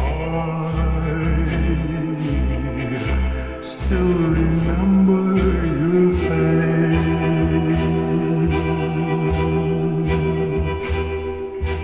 and when you whispered, I love you, my darling, and someplace we'll meet again.